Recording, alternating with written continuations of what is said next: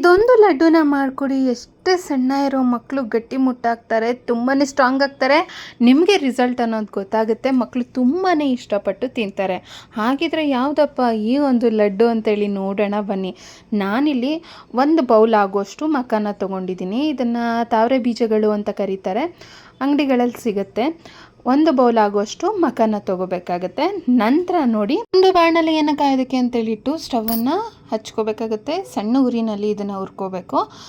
ಸ್ಟವನ್ನು ಹಚ್ಚಿ ಇದನ್ನು ಒಂದು 5 ನಿಮಿಷಗಳ ಕಾಲ ಹುರ್ಕೊಂಡ್ರೆ ಲೋ ಫ್ಲೇಮ್ನಲ್ಲಿ ಇದು ಕ್ರಿಸ್ಪಿ ಆಗೋಕ್ಕೆ ಶುರು ಆಗುತ್ತೆ. ಅಂದರೆ ಒಂದೇ ಒಂದನ್ನು ತೊಗೊಂಡು ಹೀಗೆ ಕೈಯಲ್ಲಿ ಪ್ರೆಸ್ ಮಾಡಿದ್ರೆ ಪಟ್ ಅಂತೇಳಿ ಹೊಡ್ಕೊಳ್ಳುತ್ತೆ, ಕ್ರಿಸ್ಪಿ ಆಗಿರುತ್ತೆ. ಅಲ್ಲಿವರೆಗೂ ಇದನ್ನು ಹುರ್ಕೋಬೇಕಾಗತ್ತೆ. ನಂತರ ಒಂದು 10 ಆಗೋಷ್ಟು 10 ಬಾದಾಮಿ, 10 ಗೋಡಂಬಿ ಇಷ್ಟನ್ನು ತೊಗೋಬೇಕಾಗುತ್ತೆ. ಇದನ್ನು ಕೂಡ ಅಷ್ಟೇ ಹುರ್ಕೊಳ್ತಾ ಇದ್ದೀನಿ. ಸಣ್ಣ ಊರಿನಲ್ಲೇ ಇದನ್ನು ಕೂಡ ಹುರ್ಕೋಬೇಕಾಗತ್ತೆ. ಆರೋಗ್ಯಕರವಾಗಿ ಮಕ್ಕಳು ದಪ್ಪ ಆಗಬೇಕು ಅಂದರೆ ಅವ್ರಿಗೂ ಒಳ್ಳೆ ಹೆಲ್ತಿ ಫುಡ್ಸು, ಒಂದೊಳ್ಳೆ ಹೆಲ್ತಿ ರೊಟ್ಟಿನೂ, ಮಕ್ಕಳ ನಿದ್ದೆ ಆಗಿರ್ಬೋದು, ಊಟ ಆಗಿರ್ಬೋದು, ಎಲ್ಲ ಒಂದು ಆರೋಗ್ಯಕರವಾದ ಲೈಫ್ ಸ್ಟೈಲ್ ಅನ್ನೋದನ್ನು ಫಾಲೋ ಮಾಡಿದರೆ ಮಕ್ಕಳು ಕೂಡ ಅಷ್ಟೇ ಹೆಲ್ತ್ ಚೆನ್ನಾಗಿರುತ್ತೆ ಮತ್ತು ಅವ್ರ ಬೆಳವಣಿಗೆ ಕೂಡ ಚೆನ್ನಾಗಾಗುತ್ತೆ. ಇವಾಗ ನೋಡಿ, ಹುರ್ಕೊಂಡಿರೋಂಥ ಮಖಾನ ಮತ್ತು ಡ್ರೈ ಫ್ರೂಟ್ಸ್ ಎರಡನ್ನು ಕೂಡ ನಾನು ಬ್ಲೆಂಡರ್ ಜಾರ್ಗೆ ಹಾಕ್ಕೊಳ್ತಾ ಇದ್ದೀನಿ. ಇದ್ರ ಜೊತೆಗೆ ಸಾಫ್ಟಾಗಿರೋಂಥ ಡೇಟ್ಸ್ ಬರುತ್ತಲ್ವ, ಸೊ ಮೃದುವಾಗಿರೋಂಥ ಡೇಟ್ಸನ್ನು ತಗೊಂಡು ಅದರೊಳಗಿರೋಂಥ ಬೀಜನ ತೆಗೆದು 5ರಿಂದ 6 ನಾನು ಡೇಟ್ಸನ್ನು ಹಾಕ್ಕೊಳ್ತಾ ಇದ್ದೀನಿ. ಖರ್ಜೂರವನ್ನು, ಮೃದುವಾಗಿರೋ ಖರ್ಜೂರನ ಹಾಕ್ಕೊಳ್ತಾ ಇದ್ದೀನಿ.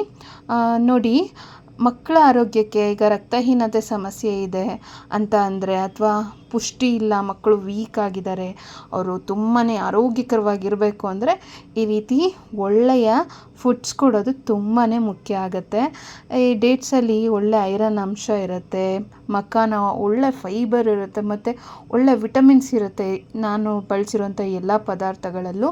ಸೊ ಆರೋಗ್ಯಕ್ಕೆ ತುಂಬಾ ಒಳ್ಳೆಯದು. ಇದನ್ನೆಲ್ಲ ಹಾಕಿ ನೋಡಿ, ನಾನು ಪುಡಿ ಮಾಡ್ಕೊಂಡಿದ್ದೀನಿ. ಈ ರೀತಿ ಪೌಡರ್ನ ಮಾಡ್ಕೋಬೇಕಾಗುತ್ತೆ. ತರಿಯಾಗಿ ಪುಡಿಯಾಗಿದೆ, ನೀವೇ ಇಲ್ಲಿ ನೋಡ್ತಾ ಇರ್ಬೋದು. ಇದನ್ನು ಇವಾಗ ನಾನು ಒಂದು ಪ್ಲೇಟ್ಗೆ ಹಾಕ್ಕೊಳ್ತಾ ಇದ್ದೀನಿ. ಈಗಾಗಲೇ ನಾನು ಮಕ್ಕಳ ವೆಯ್ಟ್ ಗೇನ್ ಆಗೋದಕ್ಕೆ ಸಾಕಷ್ಟು ಬೇಬಿ ಫುಡ್ ರೆಸಿಪಿಗಳನ್ನ, ಮತ್ತು ಮಕ್ಕಳಿಗೆ ಶೀತ, ಕೆಮ್ಮು, ನೆಗಡಿ ಏನಾದರೂ ಆದರೆ ಅದಕ್ಕೆ ಯಾವ ರೀತಿ ಮನೆ ಮದ್ದನ್ನು ಮಾಡ್ಕೋಬೇಕು ಅಂತೇಳಿ ಅದ್ರ ಸಲುವಾಗೂ ಕೂಡ ಒಳ್ಳೆ ಫಲಿತಾಂಶ ಕೊಡುವಂಥ ನನ್ನ ಮಕ್ಕಳಿಗೆ ಕೊಟ್ಟು ಒಳ್ಳೆ ಫಲಿತಾಂಶ ಕೊಟ್ಟಿರೋಂಥ ಮನೆ ಮದ್ದಿನ ವೀಡಿಯೋಗಳನ್ನ ಶೇರ್ ಮಾಡಿದ್ದೀನಿ. ಯಾರಿನ ನೋಡಿಲ್ಲ ಎಲ್ಲ ವೀಡಿಯೋಗಳನ್ನ ಐಕಾನ್ ಮತ್ತು ಎಂಡ್ ಸ್ಕ್ರೀನಲ್ಲಿ ಕೊಡ್ತೀನಿ. ನೀವು ನನ್ನ ಚಾನಲಲ್ಲಿ ಆರಾಮಾಗಿ ಎಲ್ಲ ವೀಡಿಯೋಗಳನ್ನ ನೋಡಿ. ಸೊ ಎಲ್ಲ ಕೂಡ ಸೇಫ್ ಇರುತ್ತೆ. ಈಗ ಬಾಣಲೆಯನ್ನು ಕಾಯೋದಕ್ಕೆ ಅಂತೇಳಿಟ್ಟು 3 ಸ್ಪೂನ್ ಆಗೋಷ್ಟು ಬೆಲ್ಲದ ಪುಡಿನ ಹಾಕಿದ್ದೀನಿ. ಅದು ಕರಗೋದಕ್ಕೆ ಎಷ್ಟು ಬೇಕೋ ಅಷ್ಟು ಮಾತ್ರ ನೀರನ್ನು ಹಾಕಿದ್ದೀನಿ.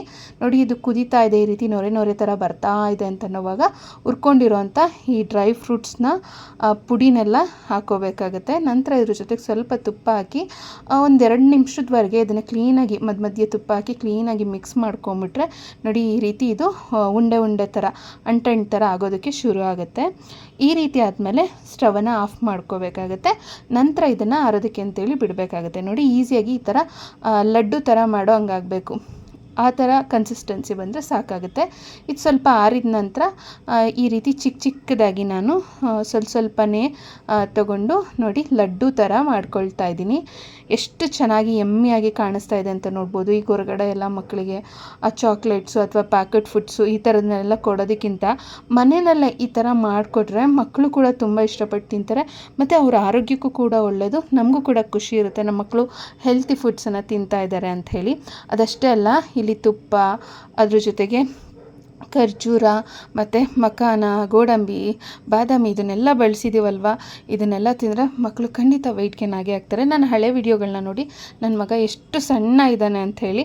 ಇವಾಗ ನೀವೇ ನೋಡ್ಬೋದು. ಕೆಲವರು ಕೇಳ್ತೀರಾ ಏನು ಫುಡ್ಸ್ ಕೊಡ್ತೀರಾ ನಿಮ್ಮ ಮಕ್ಕಳಿಗೆ ಅಂತೇಳಿ. ಆದಷ್ಟು ಹೆಲ್ತಿಯಾದ ಮನೆಯಲ್ಲೇ ಮಾಡಿರೋಂಥ ಫುಡ್ಸನ್ನು ನನ್ನ ಮಕ್ಳಿಗೆ ಜಾಸ್ತಿ ಕೊಡ್ತೀನಿ. ಸೊ ನೋಡಿ, ನೀವು ನೋಡ್ತಾ ಇರ್ಬೋದು ಎಷ್ಟು ಹೆಮ್ಮೆಯಾಗಿ ಚೆನ್ನಾಗಾಗಿದೆ ಲಡ್ಡು ಅಂತೇಳಿ.